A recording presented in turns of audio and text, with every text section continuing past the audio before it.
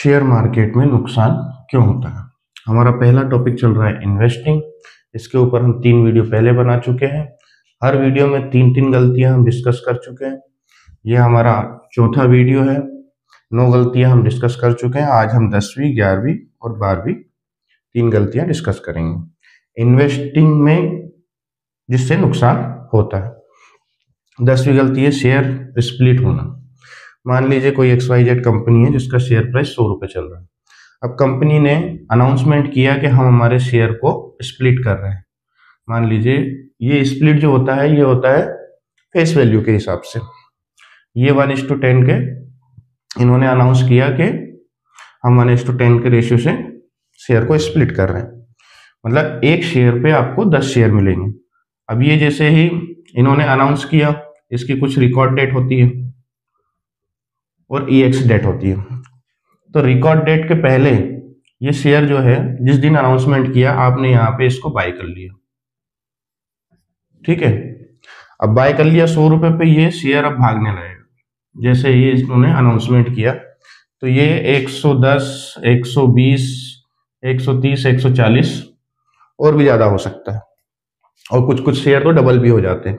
मतलब 100 रुपये का शेयर 200 रुपये भी हो जाता है रिकॉर्ड डेट के, मतलब जो रिकॉर्ड डेट है जिस दिन इसका स्प्लिट होना है उसके पहले।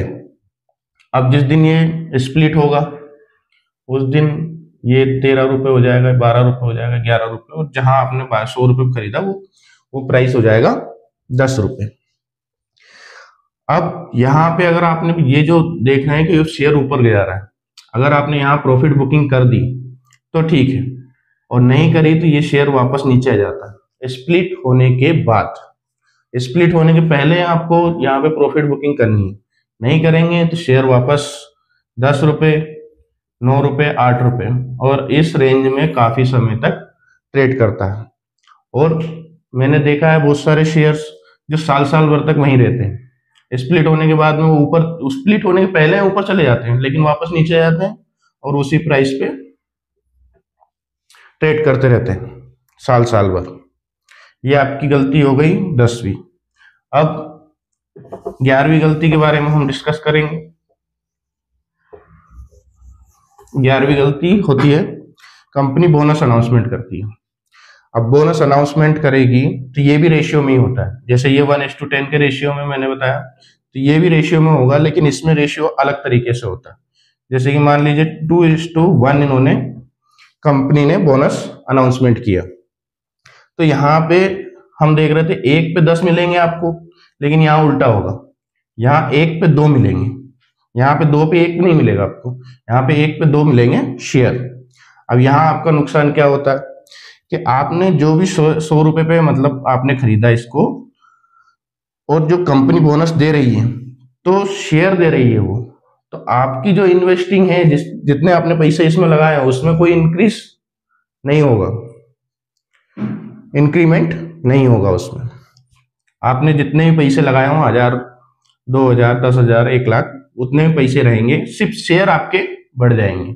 100 शेयर आपके थे और 200 शेयर आपको मिलेंगे। एक शेयर पे 2 शेयर मतलब प्लस 200, यहाँ पे आपके 300 शेयर हो जाएंगे, लेकिन आपको प्रॉफिट नहीं होगा, ठीक है। आपकी जो इन्वेस्टिंग है वो उतनी ही रहेगी, पैसा उतना ही रहेगा। अगर शेयर जैसे ही ये बोनस अनाउंसमेंट किया, अगर ये ऊपर जाने लगे तो आपको यहाँ पे प्रॉफिट बुकिंग करनी है। ये 100 रुपये से मान लीजिए 110, 120 आ जाता है तो यहाँ पे आपको प्रॉफिट बुकिंग कर लेनी चाहिए, और नहीं करते हैं तो वो वापस नीचे आ जाता है और फिर काफी समय तक वहीं रहता है। और अगर आप लंबे समय तक के लिए इन्वेस्ट करते हैं तो आपको प्रॉफिट होगा, लेकिन आप शॉर्ट टर्म वाले हैं, कुछ ही समय, जैसे आपने बोनस देखा, कंपनी ने बोनस अनाउंसमेंट किया, आपने एंट्री ली, शेयर में 10-20% आपको मिल गया, आप निकल जाइए वहां से, ठीक है। ये हो गई आपकी 11वीं गलती। 12वीं गलती, कंपनी डिविडेंड देती है, ठीक है। कंपनी डिविडेंड पैसे के उसमें देती है,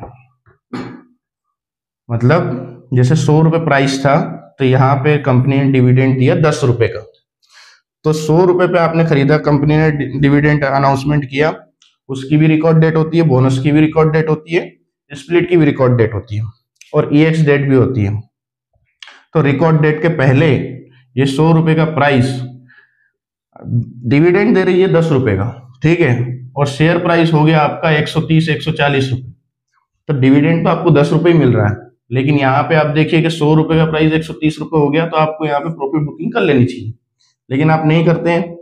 शेयर जिस दिन डिविडेंड की EX डेट रहती है उस दिन ये 100 रुपए का प्राइस, मान लीजिए कुछ भी चल रहा हो, 110 चला या 100 रुपए ही है EX के दिन, तो ये 90 रुपए आ जाएगा, शेयर का प्राइस घट जाएगा, क्योंकि 10 रुपए का डिविडेंड दे रहे हैं, वो इसी पैसे में से डिविडेंड दे रहे हैं, आपके ही पैसे से डिविडेंड दे रहे हैं, कंपनी कोई अलग से पैसा नहीं लेके आती है, ठीक है।